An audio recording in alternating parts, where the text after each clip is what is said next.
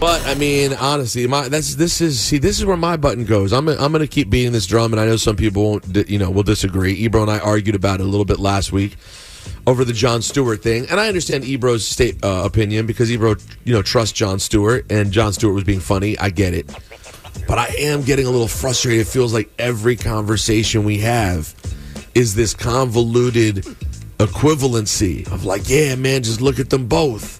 Just look at them both. Even though one just lost another case last week and owes another $300 million for illegal business. Bro. Not standing on business. Illegal business. Yeah. And that man is Donald Trump. Please hit him with the button. Another $355 million. Congratulations. You played yourself. For illegal payoffs. And now I saw there's a thing, Laura, that these truckers are like, if New York City, if they're gonna try to make our man pay $350 million, and guess what? We're not gonna drive our trucks to New York. They won't get any of their products. So Well. and then we had the foremost expert in all of politics. There's not a person out there who knows more about politics than this man. No less of an authority than Charlemagne the God. Oh, man. What happened now? They had him on. They did a one-on-one sit-down interview on ABC this week with Charlemagne to get his expert insight on politics. Do you know what he said? What's that? This is an expert. This is a man who we know for years has been studying politics. A man who understands the way politics. You're digging. You're turning the knife. I'm just saying, if you're going to do a one-on-one interview on one of the Sunday morning political shows, it's got to be someone who knows their business. He expertly said that Joe Biden doesn't have main character energy. You're saying that wasn't very highbrow. This was being reported like it was this astute observation. And let me just tell you something. You know how I see this? The mainstream media shows their disrespect for the black electorate when they act as if Charlemagne is the only person they can talk to about politics. I haven't seen a grift of this effort to pretend that someone knows about something of Charlemagne politics since the Charlemagne knows mental health, his previous grift. And I know I'm not the guy to point this out because we're radio rivals, but I don't even care about that part. It's just crazy to me that we keep looking to people to tell us things who don't know. And then all we get is Joe Biden doesn't have main character energy like it's a movie or a video game. We know what Joe Biden is, guys. We all know. We're just going to keep repeating the same thing. Well, I mean, I will say this. You're going to hear that same thing throughout the year. And to your initial point of Ebro creating this equal platform when it feels like Biden and Trump should not be, this is the multiple choice options that they've given us. So they're going to by the way, it wasn't Ebro who was creating it. He was just saying that he didn't. I was saying I didn't like Jon Stewart doing that. Ebro said he didn't mind it. Right.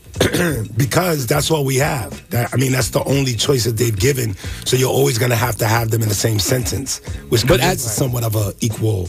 But as we did, and the reason I'm expressing this is not just to be petty at Charlemagne. The reason I'm expressing frustration with just saying he doesn't have main character energy. Subject. But no, you don't have to change this up. I'm not, bro, we both been on the air together at the same time for 18 years, whatever it's been. It's fine. The reason I have an issue with it is it does that same thing. What is main character energy? So is the main character supposed to be an actual sexual predator criminal?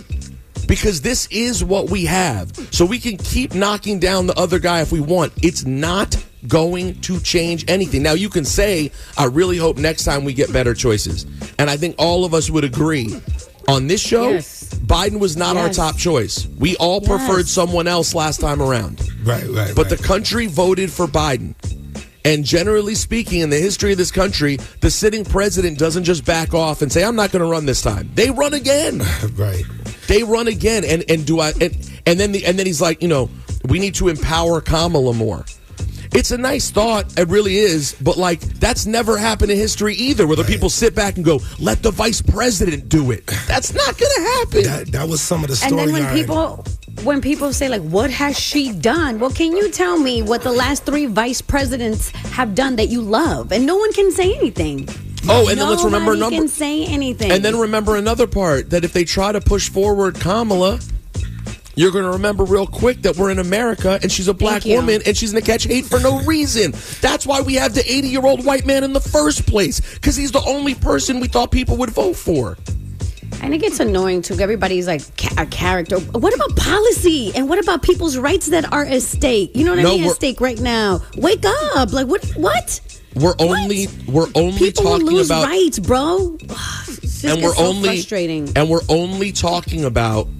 And this is why I brought up the whole thing, because you're talking about someone in Charlemagne who's not a right-winger. Like, I don't believe he's a right-wing guy, right? So what's the point of people who are not that way constantly pointing to the flaws of the age and the guy and what he looks like and how he acts and what he wants? Laura's right. Why are you not talking about the policy? Why are you not talking about the fact that things are going the right direction in the economy? Now, you can all look at it and go, oh, the economy's not great. No, it's not great. We were coming out of a goddamn pandemic that happened on the watch of the last guy. And then this guy comes in and has done his best to build things back. And like we talked about last week, at least the tenor of the country is more calm. At least things don't feel crazy day to day. We are not in constant upheaval every single moment. Yet all we can talk about is the fact that he's old. Right. That's the personification of politics. Is there going to be more cheese on the hamburgers? Right. That's exactly. what people want to know. That is all it is. And the fact of the matter is, this past weekend, what did they talk about? Joe Biden's old, but Donald Trump, he got himself a pair of ugly ass sneakers. Really? Hit the button again, Sean. Congratulations, you played yourself. Laura, what else is going on? Oh man, I love Madonna, but I don't know if you guys peeped that she was this video that was going around. She was she's on tour right now, and she was in the middle of her show when she was doing this kind of piece where she was on a chair in the middle of the stage with this other dancer. Bro, the way she toppled over in that chair, oh, I know. I could hear the LL Cool J. LLJ Cool J. No. Listen, and it happens to please, every performer has been through some mess. You know what I mean? Accidents happen, but just for that moment, I just saw it just go LLJ down. Cool J. No. Well, at least she has Madonna. At least she has that somewhat recent nice big soft butt to bounce off of. Oh my God. She got that remix. She got that 2018 remix butt to bounce off of at least. Come on. Oh my God. Please. The whole thing deserves a button. Hit the button again. You played yourself.